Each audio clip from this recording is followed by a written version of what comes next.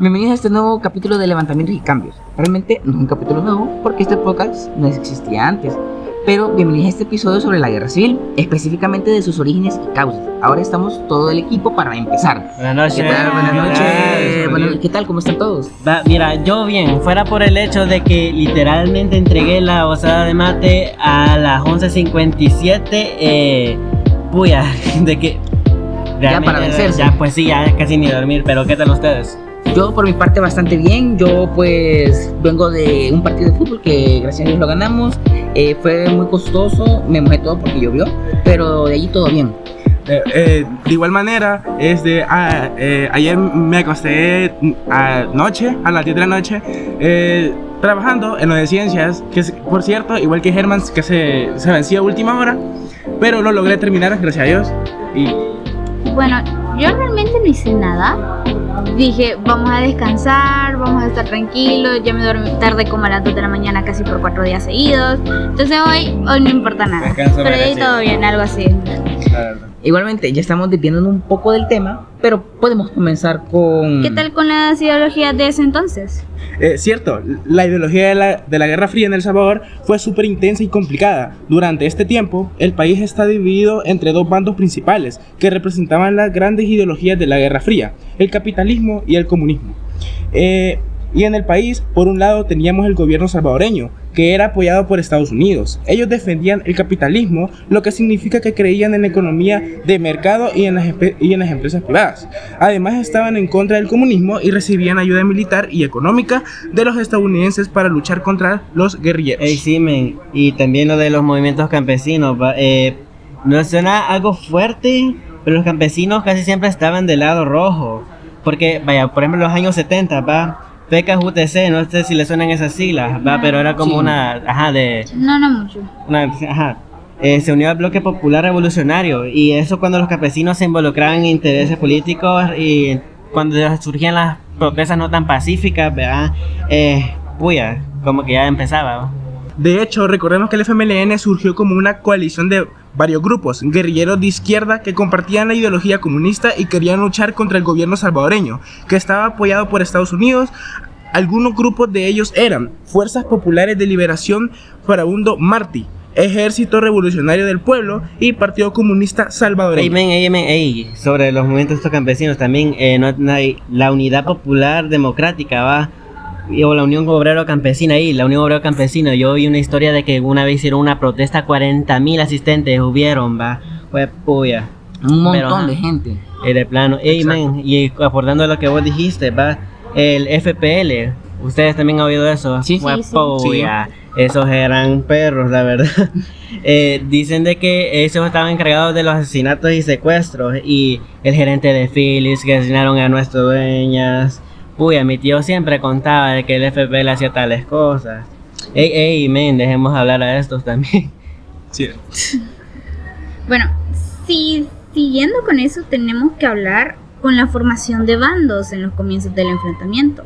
Si, como saben, el requisito máximo mínimo era de 12 años mínimo y 15 años máximo para poder entrar solamente. Y es más, algunos solo necesitaban poder agarrar un arma.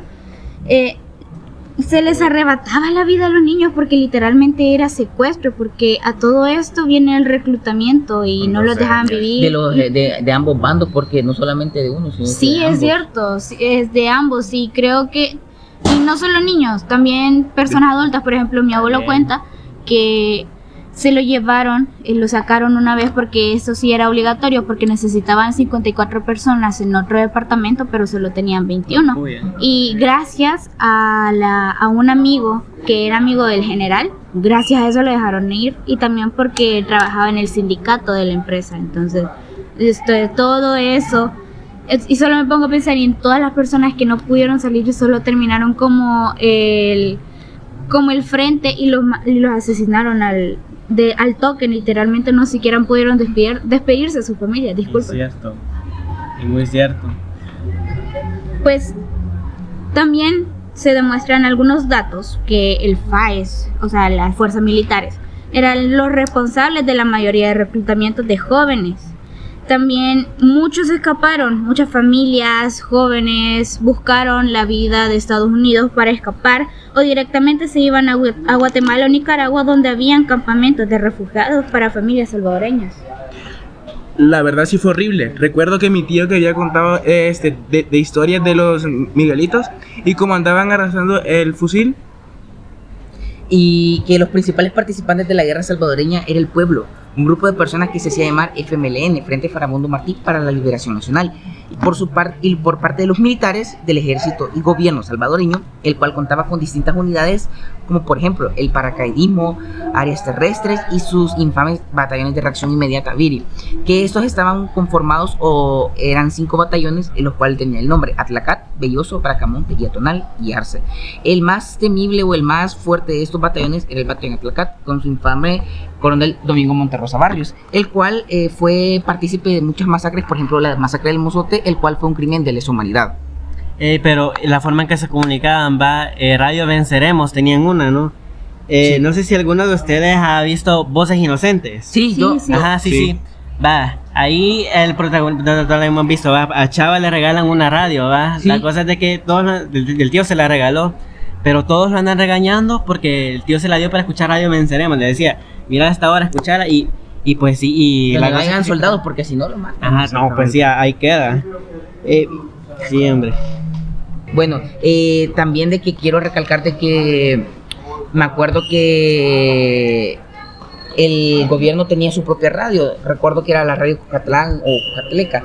Era la contraparte de la radio Venceremos. Y me acuerdo que ambas radios las ponían en Navidad y en días festivos para que por medio del diálogo algunos guerrilleros y algunos de los soldados se rindieran. Más que todo eran gente de la guerrilla que se rendía. Y claro, no era una cantidad mayoritaria, pero uno que otro tomaba conciencia del daño que le hacían al país y también lo que causaba la guerra.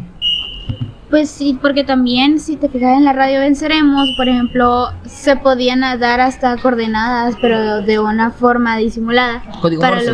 para los guerrilleros, y también se podían dar mensajes para el pueblo, que de igual forma se podría decir, pero no es como un lavado de cerebro o una generación de intereses para el pueblo para tomar un bando, de igual forma lo del gobierno. Eso si contamos también la censura que había en las noticias, si había un guerrillero o alguien que era cercano a un guerrillero y salía en medios nacionales, era censurado completamente, y de igual forma políticos, personas eran censuradas para que no hablaran ni del gobierno, dependiendo de la zona en la que estuvieran. Si estaban en una zona de guerrilleros, no podías hablar del gobierno, y si estabas en una zona controlada por el gobierno, no podías hablar de guerrilleros. Igual el nombre Venceremos, leí por ahí que es por cada inicio y cierre tocaban una canción titulada así de un grupo chileno de folclore. Y como le entendieron la trampa al coronel Domingo Monterrosa Barrios, ¿han oído de eso? Mi tío habla, según de ellos, habían capturado al transmisor y como a los militares les gustaban los trofeos de guerra y coronarlos o ponerlos en vitrinas y sacarlos en el periódico, aprendieron a hacer radio bomba y confundir a los militares. En un operativo que el Domingo Monterrosa Barrios hizo en el departamento de Morazán, con otros coroneles de alto rango del mismo batallón que ya mencioné, Atlacat, capturaron un dispositivo de radio Venceremos, pero este dispositivo llevaba una bomba que a cierta altura explotaba. Entonces ya en el aire explotó esa bomba y asesinó al coronel Domingo Monterrosa Barrios y a otros generales. ¿Cómo que pasó eso, va? Pero hablar de tantas personas importantes que venían del país, va, como escritores Roque Heraldo o considerados santos como San Oscar Romero, pero ya que se habla tanto de personajes importantes asesinados y los que fueron esenciales en la sociedad, los que son los civiles de siempre, los cientos de campesinos que fueron asesinados en las orillas del río Zumpulo, la masacre del Mozote, las cifras superan los 1000 literalmente. Existe una página de Wikipedia que se dedica a recopilar las masacres y las personas que fueron asesinadas en todo esto. Varios activistas como Herbert Anaya Sanabria, las hermanas religiosas que venían de Estados Unidos, de que literalmente fueron, que me parece una barbaridad. En el aeropuerto las agarraron, las secuestraron y las violaron para después matarlas. Es que, o sea, ¿cómo es que llegan a hacer eso? Literalmente. Esos Y- crímenes tan horrendos. Exacto. Igualmente. Y con los demás personajes importantes, los jesuitas, la verdad aún me parece horrible lo que pasó con ellos. Y además de los militares, tener el descaro de acusar a la guerrilla de provocar este asesinato. Me parece más que todo un súper hipócrita y un horror antihumano. Esos sacerdotes no merecían la muerte y quienes realmente estuvieron involucrados en su asesinato merecen la condena correspondiente.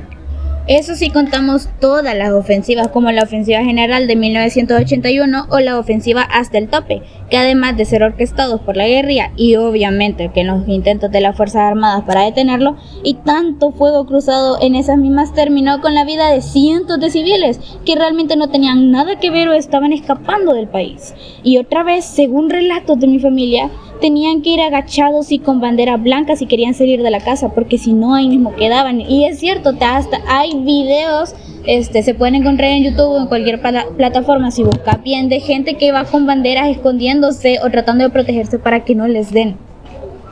Es que pues sí, solo pensar en las violaciones a los derechos humanos que fueron cometidas en ese periodo es simplemente desastroso. El tiempo ha pasado, lo que aparenta que de lejos ha habido un cambio en la sociedad, pero realmente es importante recordar nuestra historia para no volver a caer en los errores del pasado de nuevo. Y es algo que creo que todos concordamos.